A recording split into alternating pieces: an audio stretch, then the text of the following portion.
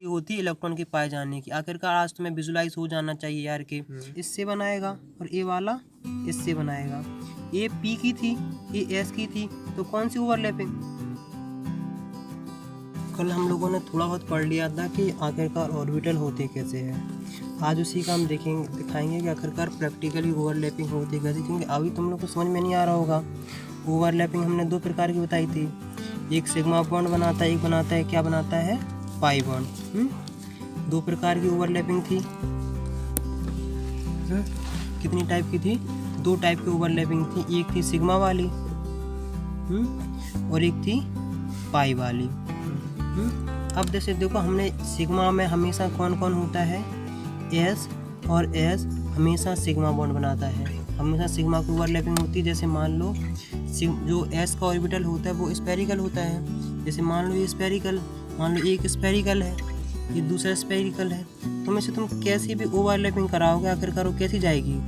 तुम कहीं से भी किसी भी एंगल से किसी भी एक्सिस से कराओगे आखिरकार उसकी ओवरलैपिंग एंड टू एंड ही होगी, है कि नहीं। इसको कहते हैं, क्या बोलते हैं, सिग्मा बॉन्ड। हमने दूसरी बताई थी, अगर जो एस और पी की और ओवरलैपिंग होती है वो भी सिग्मा में आती है। तो जैसे मान लो हमने कोई भी एक एग्जाम्पल ले लिया है और ये लिया है, ये स्फीयर है, इसका देखो तुम किसी भी एंड से कुछ भी करो, क्या करो, इसका एंड तुम किसी से भी कुछ भी ऐसे कहीं से भी करो, एंड टच करो, ये एंड टू एंड ही टच होगी। मतलब तुमने अगर क्या कर दी, एस पी की भी क्या हो गई है, सिग्मा हो गई है। अब पी के दो टाइप है, पी सिग्मा भी बनाती है और पी क्या बनाती है, पाई भी बनाती है। ये सिग्मा पता कब बनाती है, जैसे मान लो ये कोई एटम है, मान लो कोई एटम है, देखो जो पाई ऑर्बिटल होते हैं वो होते हैं एक एक्स एक्सिस में होते हैं, तो हमने एक एक्स एक्सिस में लगा लिया है, समझे कि नहीं। एक हमने कहा एक होता है किस में, हमने कहा एक जो होते हैं वो किस में होते हैं, एक बाई एक्सिस में होते हैं, हमने बाई एक्सिस में भी लगा लिया है। एक जो होते हैं वो होते हैं किस में, जेड एक्सिस में।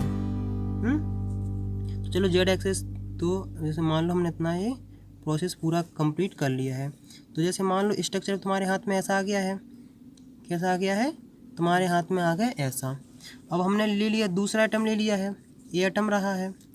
अब बड जो है, अब बड क्या है, अब बड जो है वो है एक्स एक्सिस, तो जो रेड वाला है, सॉरी अब बड जो है वो बाई एक्सिस जेड एक्सिस है। रेड वाले को समझो कि जेड एक्सिस से है, ग्रीन वाले को समझो किससे है, एक्स एक्सिस से है।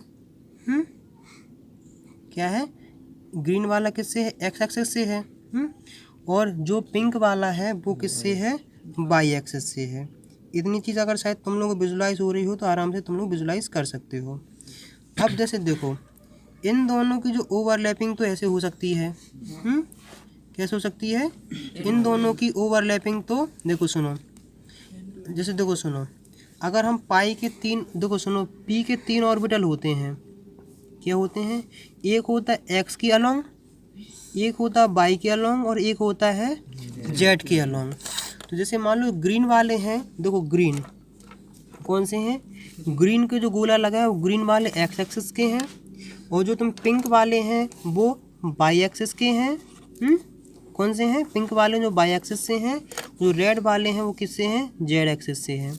अगर देखो इसकी ओवरलैपिंग होती है, किसकी होती है, हाइब्रिडेशन में और क्लियर होगा।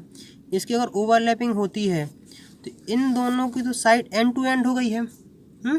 इन दोनों की कैसी हो रही है, साइड बाई साइड हो रही है नहीं। तो हम लोगों ने क्या देखना स्टार्ट किया कि हमने इन दोनों की तो कोई सिग्मा, अब इन दोनों की जो है वो क्या है, पाई पाई है, और इन दोनों की है जो क्या है वो भी पाई पाई है। इसका मतलब ये है कि अगर पाई बॉन्डिंग मतलब कब आएगी, जब मल्टीपल बॉन्ड बनेंगे। अच्छा, वो क्या बनेंगे, जब मल्टीपल बॉन्ड बनेंगे तभी पाई की बॉन्डिंग आएगी। अगर मल्टीपल बॉन्ड, अब तुम कहोगे मल्टीपल बॉन्ड दो टाइप के हैं, या फिर डबल बॉन्ड बना ले या फिर बनाए ट्रिपल बॉन्ड। ट्रिपल बॉन्ड होगा या डबल बॉन्ड होगा तभी पाई पाई की ओवरलैपिंग आएगी।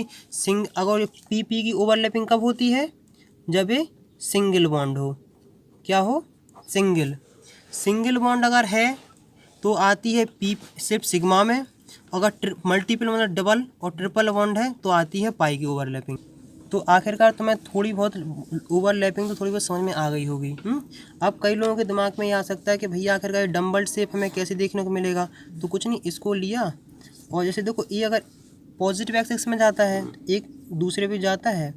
अगर तुम ऐसे देखना चाहोगे तो अगर मान लो इसको हम देखना चाहें तो अगर देख लो ये कैसा डम्बल शेप तो है, मतलब ये एक्स एक्सिस वाला है, आखिरकार एक्स एक्सिस में कैसे है, डम्बल शेप है, तो इसलिए इसको बोलते हैं हम डम्बल शेप। ई के ऊपर वे दो काम है। अगर जैसे मान लो हम पी का सिर्फ ऑर्बिटल बनाते हैं तो ये मान लो इसको ले लिया हमने, और मान लो जैसे कोई पी का जो ऑर्बिटल बनता है किसी भी एटम पे, तो पी का ऑर्बिटल बनता है आखिरकार ऐसे।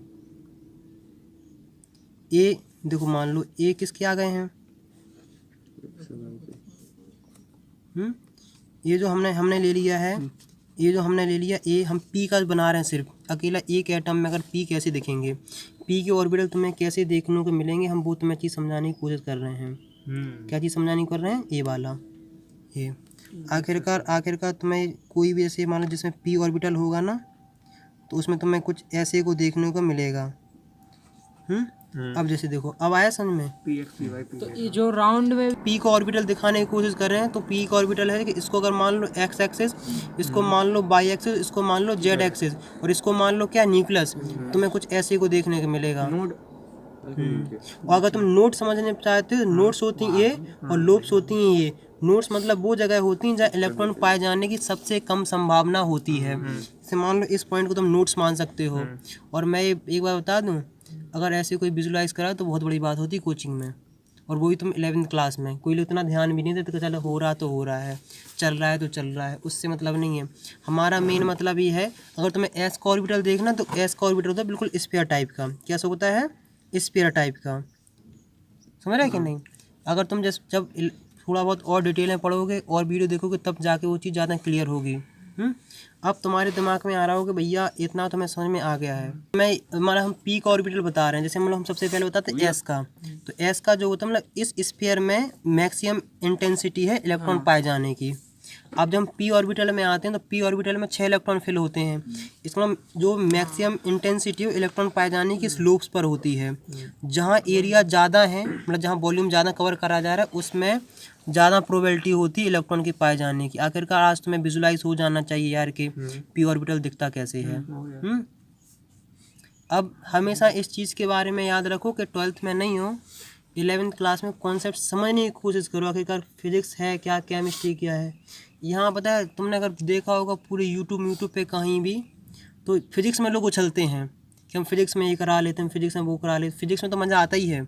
यहाँ जो केमिस्ट्री में मज़ा दिला दे, केमिस्ट्री में विजुलाइज करा दे, उसे कहते हैं टीचर, उसे कहते हैं विजुलाइज कराने वाला। अगर कोई चीज़ हो कैसे रही है, कैसे 3D में लूप्स बनते हैं, कैसे क्या प्रॉब्लम हो रही है। 11th क्लास की यही खासियत है कि एक दूसरे से चेन बनी हुई है। अगर तुम फर्स्ट चैप्टर नहीं देखोगे तो आगे वाले नहीं आएंगे, सेकंड नहीं देखोगे थर्ड नहीं आएगा, थर्ड नहीं देखोगे फोर्थ नहीं आएगा। एक पूरी चेन बनी होती है। और 11th क्लास की खासियत है बेटा, हर जगह तुम नया कॉन्सेप्ट पढ़ने को मिलेगा। अगर नए पुराना नहीं कर पाओगे रिवाइज तो नया बिल्कुल पूरा चला जाएगा। इसलिए हमेशा याद रखना कि नए के साथ हमें पुराना भी याद रखना है। 11th क्लास में इस चीज़ पे कंसंट्रेट करो कि वो हमें चीज़ विजुलाइज होनी चाहिए, हमें उस चीज़ में मज़ा आना चाहिए। 12th में थोड़ी पहुँच गए हो कि सीधा रटने पे है कि हम सीधा साला बोर्ड देना, कैसी ना कैसे पास होना है बस। अभी 11th क्लास में इस चीज़ पे रखो कि हम मैक्सिमम विजुलाइज करना और मैक्सिमम नॉलेज हमें गेन करनी है, इस पे याद रखो। अब तुम्हें शायद अभी भी फिर भी कन्फ्यूजन हो रही होगी, तो चलो हम स्ट्रक्चर बनाते हैं NH3 का। एक हम NH3 से तुम्हें पूरा क्लियर करा देते हैं, NH3। अब नाइट्रोजन का इलेक्ट्रॉनिक कॉन्फ़िगरेशन बोलो। 1s2 2s2 2p3 7 होते हैं। हाइड्रोजन का बोलो 1s1। अब जैसे हमारे पास दो कंडीशन है, बहुत ध्यान से समझना बेटा। अगर ये वाला कॉन्सेप्ट नहीं समझ पाए तो बहुत बड़ी बात है। हम एक जगह बनाते हैं NH3 और एक जगह हम बनाते हैं क्या, N2 नाइट्रोजन गैस। समझ रहे हैं क्या नहीं, N2। अब जैसे देखो सुनो, हमारे पास नाइट्रोजन है, इसके पास हमें P के 3 ऑर्बिटल हैं। हाइब्रिडाइजेशन में और अच्छा कंप्लीट होगा, 1 2 और 3। S जो हाइड्रोजन है उसका है कितना, सिंगल, मतलब एस का है 1, मतलब एस है, ये पी है। तो इसका मतलब है कि इसमें 3 इलेक्ट्रॉन पहले से हैं, एन में आखिरी में 3 होते हैं। और बेटा जिसने इलेक्ट्रॉन की कॉन्फ़िगरेशन नहीं आती है पहले उनको कवर करो, फिर यहाँ उछलने की कोशिश करो, यहाँ करो, ये फिल कर लिया है। अब हमें हाइड्रोजन के 3 बनाने हैं ना, ये पहले वाले हाइड्रोजन के लिए है, ये दूसरे वाले हाइड्रोजन के लिए है, और ये है तीसरे वाले हाइड्रोजन के लिए। समझ गया कि नहीं? ये है तीसरे वाले हाइड्रोजन के लिए रहा। ये वाला इलेक्ट्रॉन इससे बनाएगा, ये वाला इससे बनाएगा, और ये वाला इससे बनाएगा। ये पी की थी, ये एस की थी, तो कौन सी ओवरलैपिंग हो रही है? एस और पी की, सिर्फ एस और पी की हो रही है कि नहीं? अब तुम यहाँ समझो, किस पे समझते हैं? स्ट्रक्चर। हम N2 पे समझाते हैं। N2 पे अच्छे समझना कि जैसे मान लो हमने नाइट्रोजन की फिर बनाई है, 3 है कि नहीं? 1 2 और 1 2, ये पहले वाले नाइट्रोजन के लिए है, ये दूसरे वाले नाइट्रोजन के लिए है। इसमें अभी सेम इलेक्ट्रॉन फिलिंग है, और इसमें अभी सेम टू सेम इलेक्ट्रॉन्स की फिलिंग है। अब जैसे देखो, इस वाले को x मानो, इसको y मानो, इसको मानो z, इसको x मानो, इसको y मानो, इसको मानो z। जब इन दोनों की क्या होगी? ओवरलैपिंग होगी, तो x एक्सिस तो हो जाएगी, x एक्सिस हो गई, इसकी इससे हुई और इसकी हुई इससे हुई, इससे तो बन जाएगा क्या? सिग्मा बॉन्ड, पाई बॉन्ड बनेगा, पहले से सिग्मा बनेगा, इससे इसके जो हुई है वो सिग्मा बॉन्ड बना लेगा। वो क्या है? मान लो पी एक्स और पी एक्स की करेगी, तो उसमें क्या सिग्मा बॉन्ड बना लेगा। जैसे ही देखो सुनो, क्योंकि जैसे अगर हम ऐसे विजुलाइज कराते हैं, ये 3 एक्सिस हैं, पहली दूसरी और तीसरी, पहली दूसरी और तीसरी। इन दोनों की तो ओवरलैपिंग है, इन दोनों की तो ओवरलैपिंग है। इस अंगूठे की कैसी ओवरलैपिंग होगी? साइड से होगी कि नहीं? Side wise overlapping. देखो इन दोनों की जो उंगलियां हैं, जैसे देखो सुनो, अब हम तुम्हें इसी में समझाते हैं इंशाल्लाह। नई नई टेक्नोलॉजी की हम उत्पत्ति कर रहे हैं। जैसे देखो, इसको एक एक्सिस मान लो, इसे मान लो वाई, एक्स और जेड। इन 2 उंगलियों की कैसी है? End to end. अब ये अंगूठों की कैसी है? पाई है। और इन उंगलियों की कैसी है? पाई है कि नहीं? साइड वाइज हो रही है ना। इसका मतलब है कि पहली तो बना लेगी ऐसे वाली एंड टू एंड, और बाकी जो 2 बनाएंगे वो बनाएंगी पाई पाई की। अब जैसे अगर तुम्हें थोड़ा और इसका मिस्टेक NH3 का बना देगा, क्या NH3 का बनेगा कैसे?